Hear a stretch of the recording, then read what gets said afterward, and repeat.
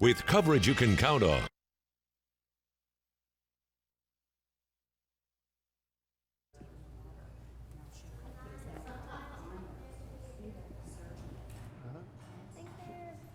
They're about ready to go on. So I need to get my microphone.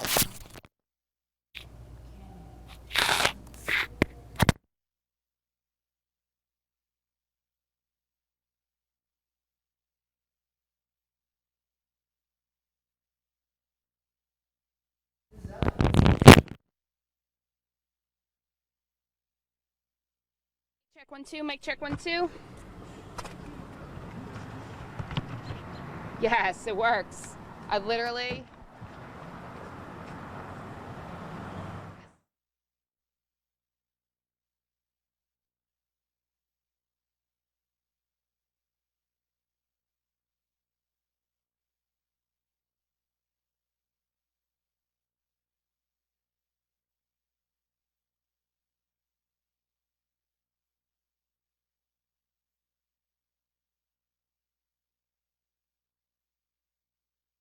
Best thing for dresses.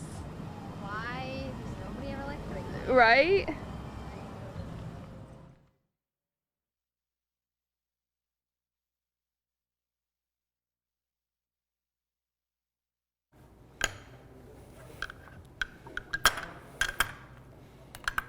I'll move. See? See, it's going to do it 3 times.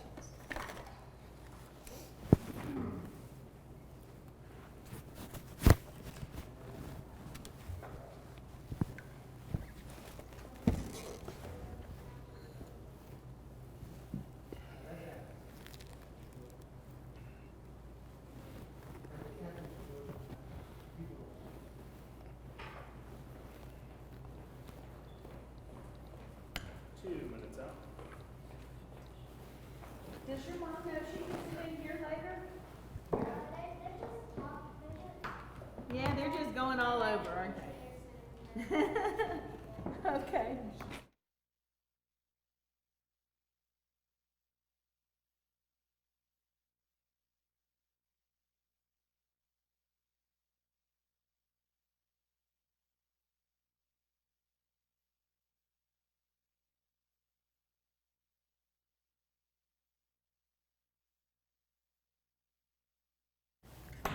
Awesome. Hey, Lafette.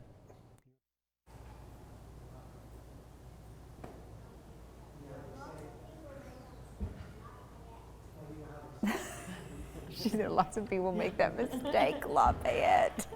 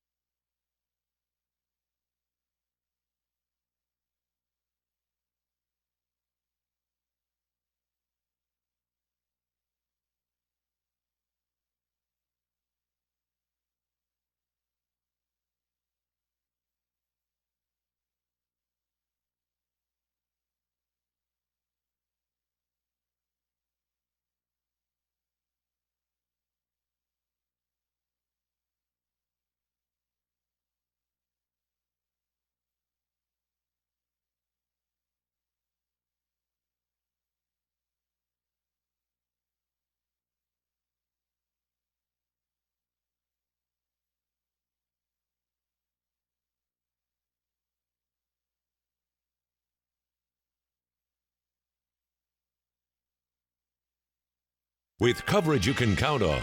This is Channel 3 Eyewitness News, live at 5. I had a customer in the past that was actually hit by a car coming down Hixson Pike that was speeding. Businesses and neighborhoods align Hixson Pike and Riverview, but traffic makes it dangerous for pedestrians. Residents and business owners take the matter into their own hands. The search continues for a Macaulay student and an adult lost in the Grand Canyon. Here at home, we'll let you know how Macaulay officials are helping students deal with the news. 3 weeks after the first brick fell, demolition of Cheeseburger is underway. We'll have a live report. Live at 5 starts now. With coverage you can count on. This is Channel 3 Eyewitness News, live at 5.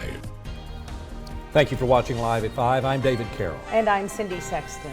We begin with new information in the search for the missing Macaulay student and his step-grandmother who were swept into rushing water in the Grand Canyon. We've learned their backpacks have been found, but there is still no sign of them. Channel 3's Lori Mitchell is following the story and joins us now in the studio with more on the intense search. Lori? 14-year-old Jackson Standifer and 62-year-old Luann Merrill have been missing for 5 days. I just got off the phone with the National Park Service, and right now there are 20 searchers on the ground and a rescue team is in the water. The Merrill Shoe Company is now providing climbers to speed up the search, and a local drone specialist flew to the Grand Canyon to help. Meantime, here at home, students over at Macaulay School continue to wait, pray, and hope for good news.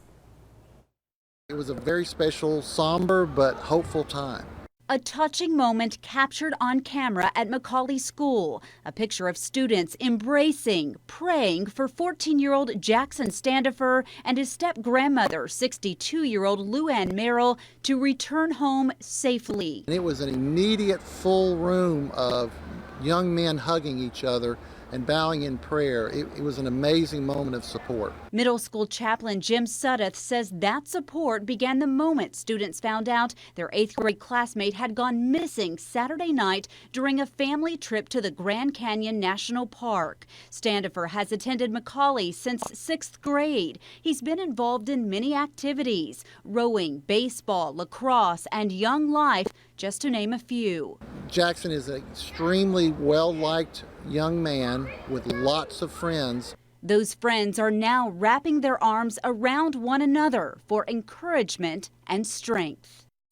School officials tell me this has, of course, been a difficult time for students. Counselors' doors are open and they continue to have conversations with Jackson Standifer's friends and classmates. In the studio, I'm Lori Mitchell, Channel 3 Eyewitness News.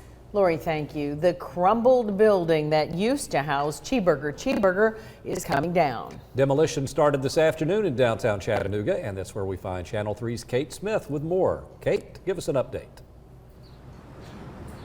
David, it is finally happening after 3 long weeks of an eyesore. The Cheeseburger restaurant is beginning its demolition, and then eventually that entire building is going to be torn down. Last evening, City Council approved a $120,000 emergency fund to begin the demolition. This comes after a dispute between the building owner and the restaurant owner. Neither owners wanted to take responsibility for the bill, so City Council agreed to front the bill with the condition that the building owner, George Walls, will eventually pay it back. Not only did this building house the Cheeseburger restaurant, it was also home to the Chattanooga Ghost Tours, and they have moved their meeting location to the Walnut Street Bridge. And there's no word how long this demolition process is going to last, but Market Street is opened.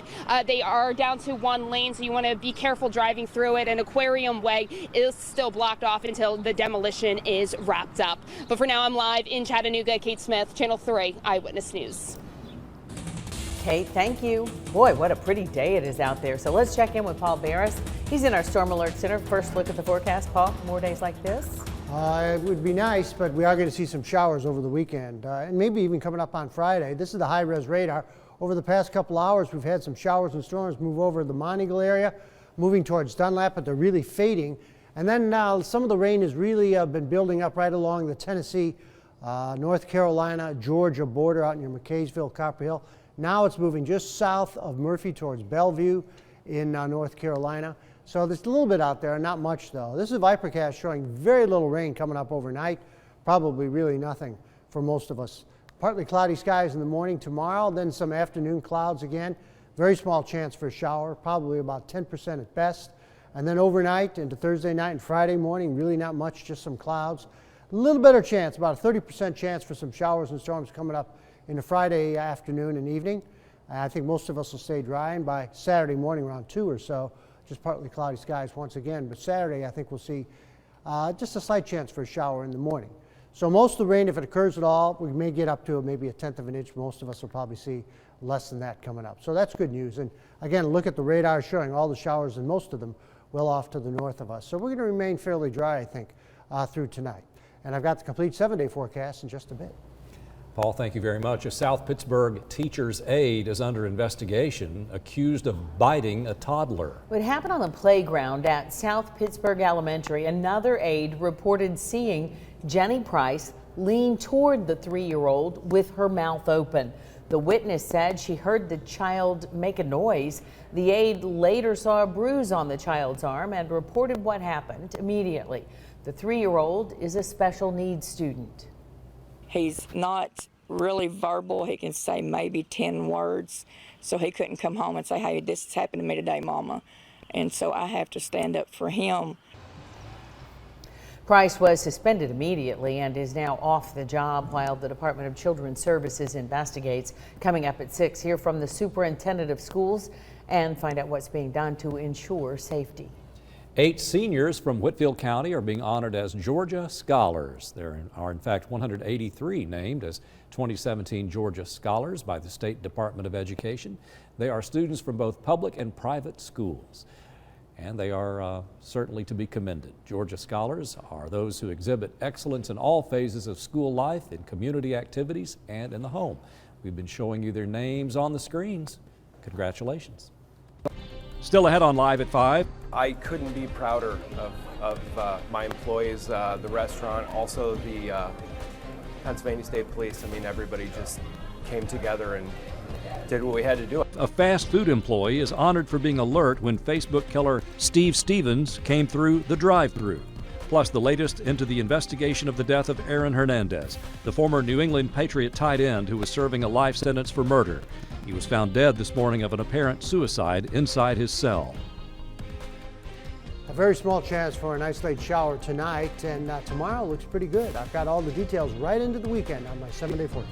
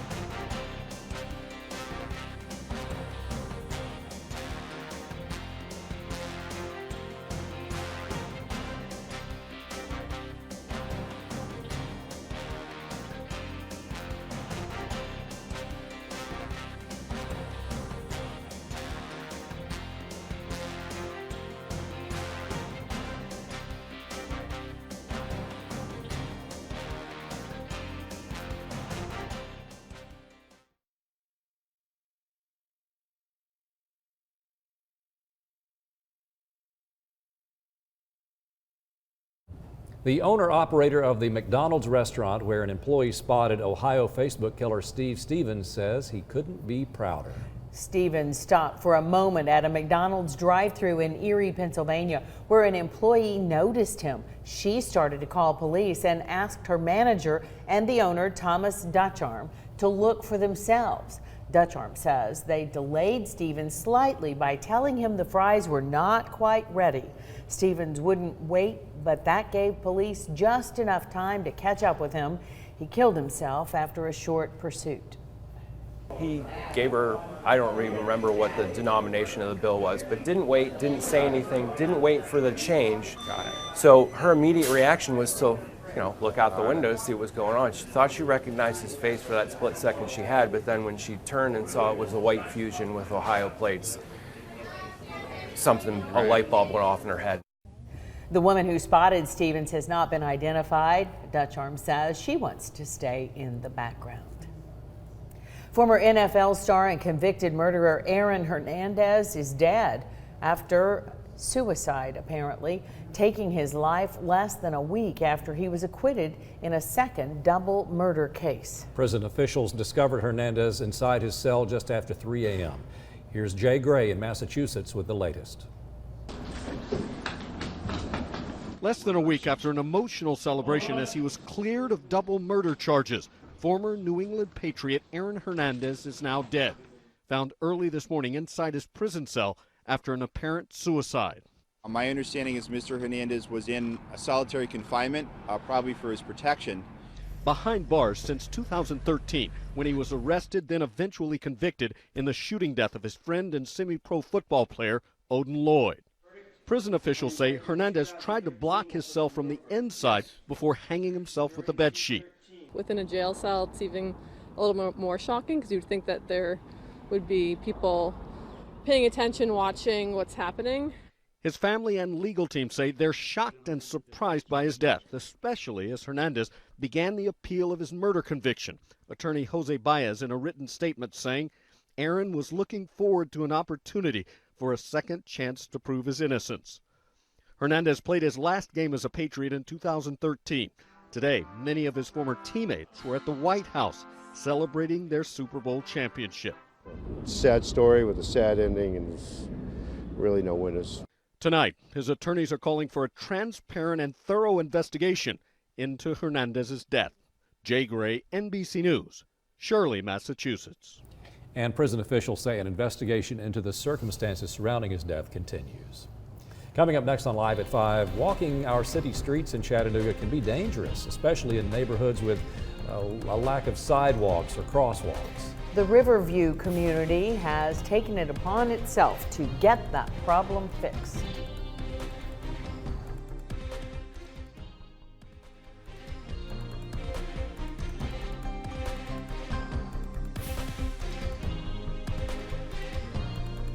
Channel 3 Eyewitness News traffic.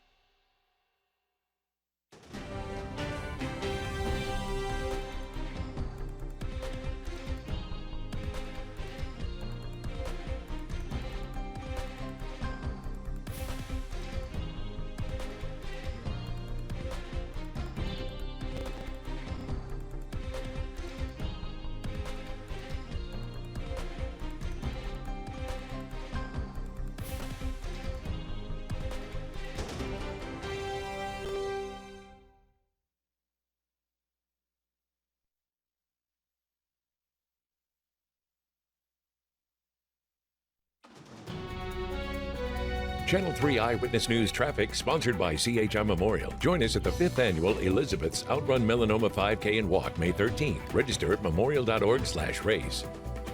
Hope you're having a great Wednesday. Chattanooga Police busy working to get a few accidents out of your way. One on DeSales Avenue at Parkwood, Riverside Drive at Lindsay. Also working Bonnie Oaks Drive there at Laguna Drive. And look out for one on Morrison Springs Road at McKay Hill. That one involving a fuel spill.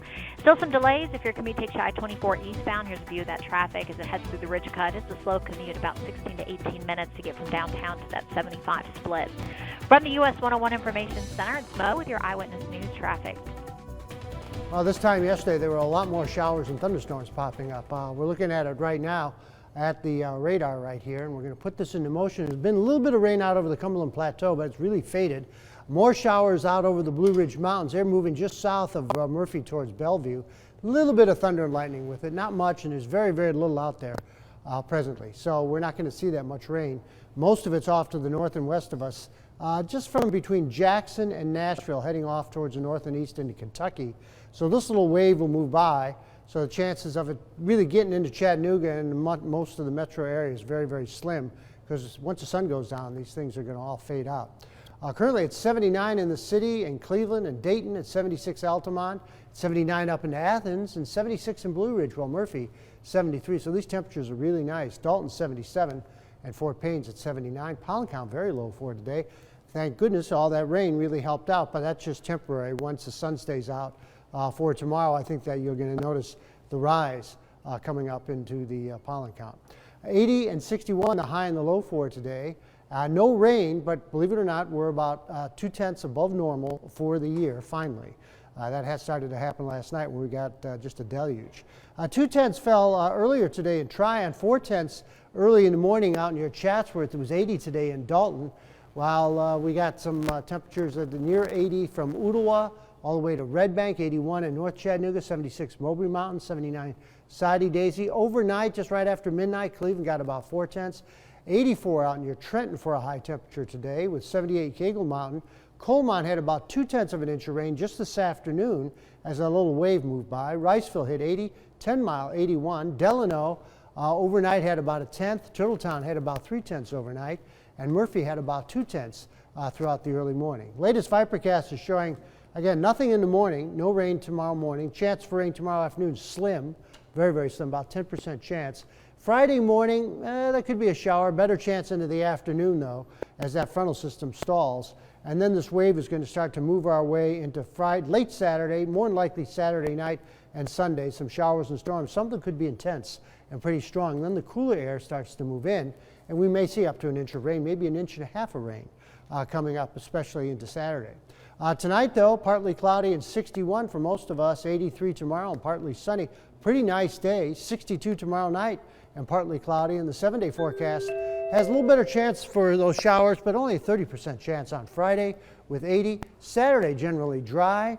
That's good news. I know a lot of things happening Saturday. Sunday, a real good chance for showers and storms Saturday night and Sunday, and then ending by afternoon. And then dry weather, really nice weather for Monday, Tuesday, and Wednesday of next week. Lows in the 50s.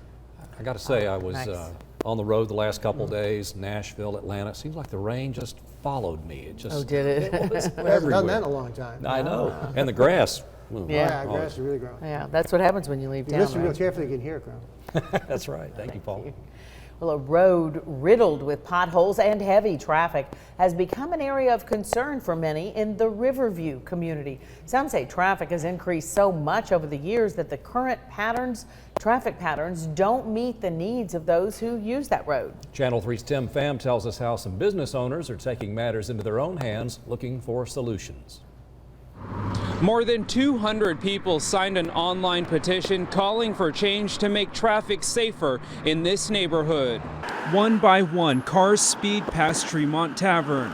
North Chattanooga is growing tremendously, and this area through here with Hixson Pike feels very much like a freeway running through a neighborhood. That's just one concern business owners between Dartmouth and Tremont Street have.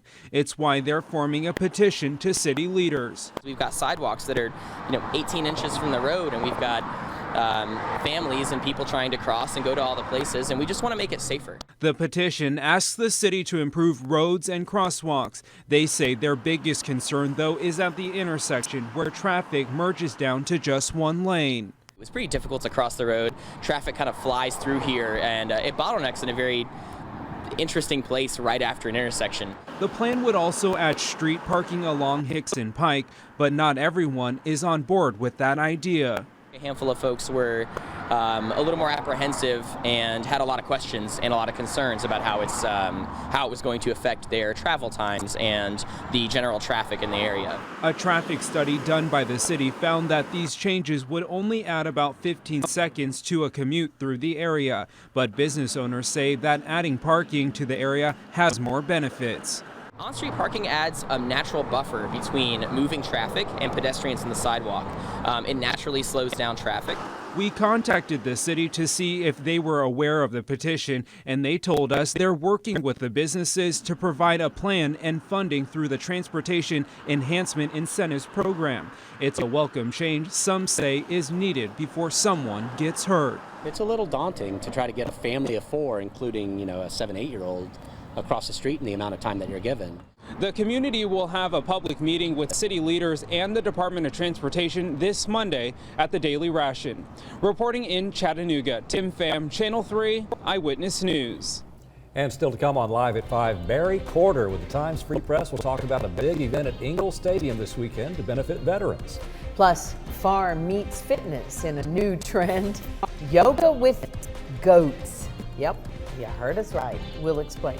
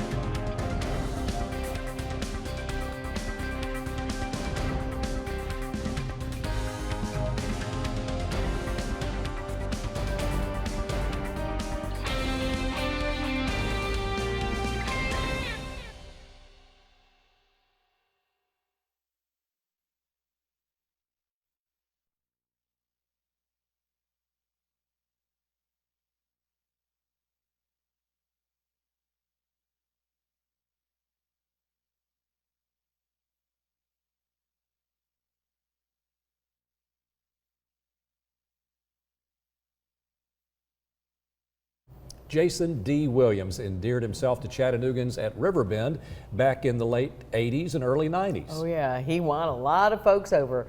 Yacht Rock Review has recently become favorite, but both will perform Saturday night at Ingalls Stadium during a show that will benefit veterans. Let's find out more about what Yacht Rock Review is. And of course, there he is, Barry. There he is. Hey, Barry. Hey guys, yeah, this is an event that Friends of the Festival puts on. They're the folks who do Riverbend. They started the American Dream Concert about 4 years ago to raise money for the Veterans Entrepreneurship Program at UTC. It's one of only 4 in the country that lets veterans use their training and experience to create new, careers. Jason D. Williams was here in 1989 on one of the smaller stages at Riverbend. People loved him. He came back. Legend is he threw the piano into the river. It was the piano bench. He never got the piano in. He's like a Jerry Lee Lewis type. Yacht Rock Review does a lot of cover songs, Michael McDonald, stuff like that. They're a lot of fun, both of these guys are, and it all takes place Saturday evening at Engle Stadium. Oh, just listening to him tickle the keyboard. Oh, he is amazing. And I know so many people everybody was buzzing about him back then. And it's good to see that he's coming back to town. Tell us about tickets and when it will start. Tickets are $20. At 5:45, they'll have a tribute to the military, and then Jason D. Williams will take the stage at 6, followed by Yacht Rock Review. So it's a full evening of fun. Very much. Saturday night at Engle Stadium. Read all about it in tomorrow's Chattanooga Now in your Times Free Press. And coming up next on Live at 5, a new fitness trend that started on Facebook. Of course, it's doing yoga at a goat farm. Of course. And coming up on Live at 5:30, Fox News has decided Bill Riley must leave amid mounting sexual harassment claims. Be sure and start your Thursday morning off with us on Channel 3 Eyewitness News Today. Find out what happened overnight while you were sleeping. Plus, we'll keep you updated on weather and traffic. It all starts at 4:30 right here on Channel 3.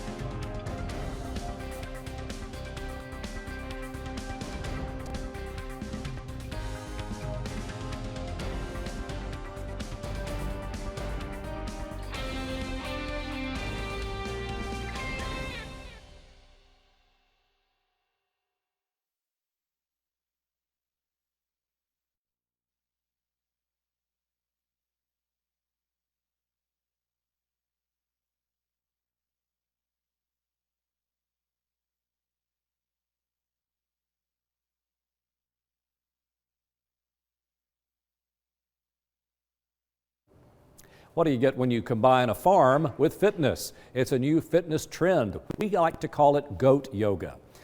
As participants settle